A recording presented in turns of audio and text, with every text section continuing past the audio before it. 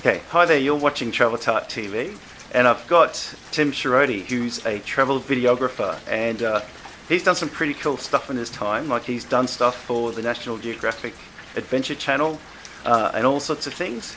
But I might actually get him to say a couple of things about himself. So, like, for all of those people who have managed to find this video in amongst all the cat videos and porn sites out there, Tim, can you just give us a few sentences about yourself and what you do?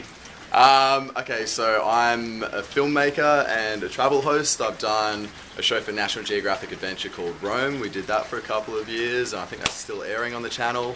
It's also on TLC in Latin America, and maybe some bootleg television networks over in Eastern Europe. I'm not too sure.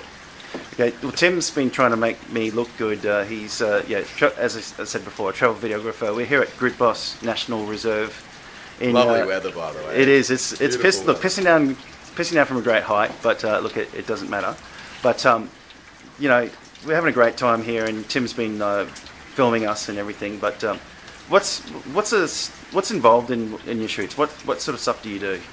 Well, it really depends on what the shoot is, but generally for the show that I've been doing, we'll get a ticket into a country and a ticket out of a country, and whatever happens in between we kind of make up, and we find these little stories along the way. The way we shoot is very lightweight, so it's generally just me and a friend of mine, and we take a video system with us and we film ourselves having our adventures, and we have a hell of a lot of fun along the way.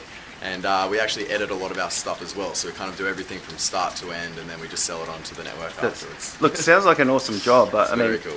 I mean, look, for anyone to get their goals in life, you have to take thousands and thousands of actions to get there. But how do we get your job, basically? How do we get your job? It was a very long road, I must admit, and we did get lucky quite a few times as well along the way. I think it's a matter of meeting the right people at the right time. There's the right opening in the network for a particular show, and then you get it that way. I did broadcast journalism as a degree. I don't know how much that helped me, because my friend who I did the same job with did teaching. Basically just go out there and film your stuff, show it to as many people as possible, put things on YouTube, just put it out there as much as possible, then try and get a following that way, and try and be a little bit different if you can. But yeah, just do it. Just go out and do it. Have fun. That's awesome advice. And look, obviously doing stuff on the road, and there's always the chance that something goes wrong or something funny happens, or it's a bit out there. But what's one of the funniest things that's happened on one of your shoots around the world? There's been a lot of things. One of the really funny things that happened was in Ethiopia. We're filming for National Geographic Adventure for this show, and we've been invited to a New Year's Eve celebration in Addis Ababa. And they celebrate their New Year's Eve in September over there, because they go by the old Gregorian calendar. So we've been invited to this New Year's Eve thing, and I got the days wrong, but I knew that I wanted to bring something along to the meal, so I decided to get some chicken. And in the country there's not much refrigeration when you're out in the sticks a little bit, and that's where we were at the time. So in order to buy some chicken, I had to buy some live chickens off the side of the street. And at the time, the people who hired us to do this shoot put us up in a very nice hotel in the middle of Addis Ababa, the Hilton, and this is where a lot of African delegates go and stay, and it's all quite the wealthy people in Addis will stay in this place. So to get in, you've got to go through a metal detector, and you've got to go into your room, and it's all very high security. And so I had this live chicken with me, which I was going to take to this meal, which was going to be in 2 days' time. So I had to put the chicken through the metal detector, take it out the other side, sneak it in past the armed security guards, and then up into our room apartment, and then keep this chicken on our veranda for 2 days and 2 nights. And to feed this chicken, we used to go down to the local bar down in the restaurant, order a salad sandwich, eat the bread, and just take the salad up and feed that to the chicken. And we called our chicken Dora. And we found out on the first night that Dora was actually a rooster. And we found that out the hard way, because it was about 2 o'clock in the morning. We were trying to sleep, and then sure enough, from the veranda we heard this brrrr! It was just going crazy. By the time we got out there, we snuck out onto the veranda, and everyone's quite disgruntled and yelling and screaming about this rooster going off at 2 in the morning.